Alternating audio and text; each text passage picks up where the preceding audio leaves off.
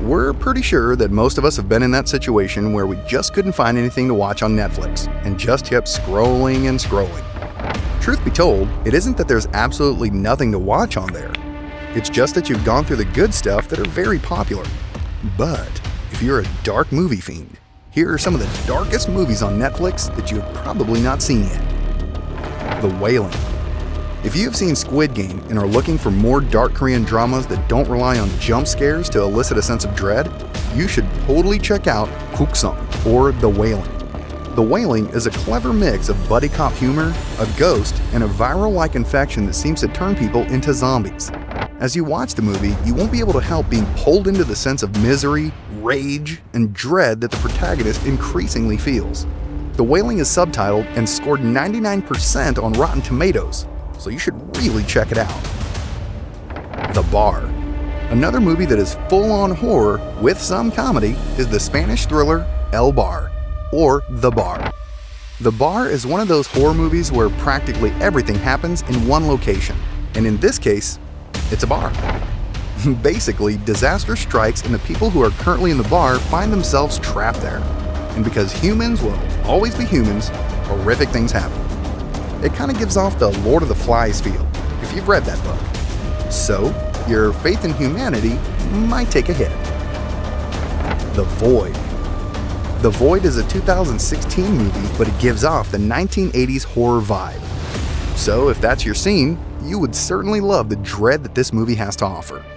An indie horror movie that definitely pays homage to Lovecraft and his The Thing, The Void is heavily reliant on effects for its gore fest, and that more than works. Veronica. Word around town is that Veronica is so scary, people are turning it off halfway through, unable to finish watching it. So, if for nothing else, you could try watching the movie for the challenge. Just to prove to everyone that you can sit through it. Veronica takes its time to get into the creeps, so it kinda takes you off guard with its creepiness, and things only even get more creepier. We're aware that we've used the number of variations of creep in just one sentence, but that's to drive home how scary the movie is. Well, seeing is believing, I guess. Creep.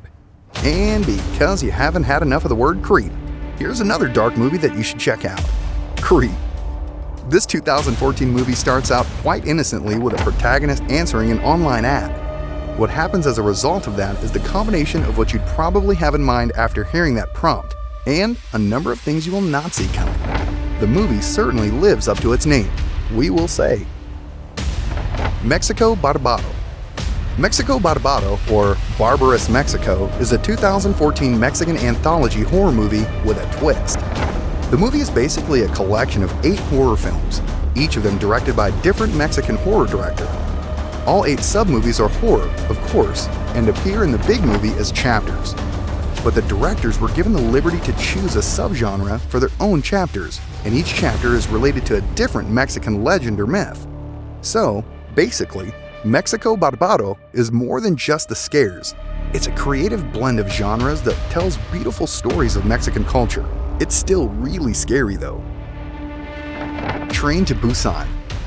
Another Korean movie on this list, this 2016 movie is probably scarier now, what with our experience of this global pandemic.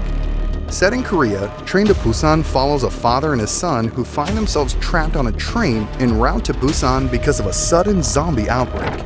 The movie preys on your worst fears, and probably a number of others that you aren't aware of yet. The Invitation.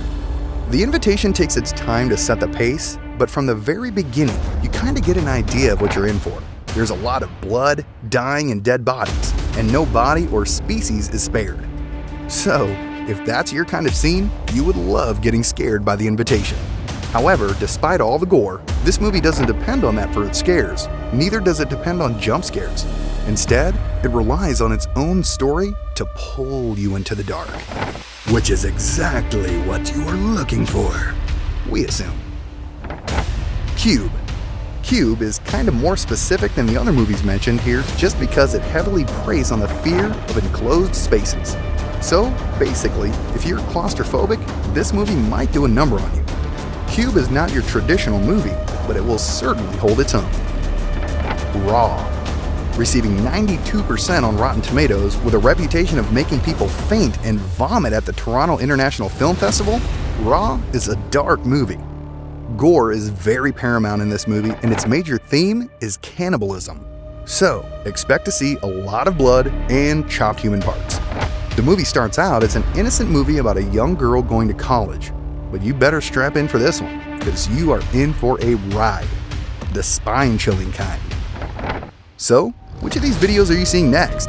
Do tell us in the comment section below, and while you're at it, consider hitting the like button and subscribing to Netflix Master for more videos like this. Thanks, and we'll see you on the next one. Netflix Master, out.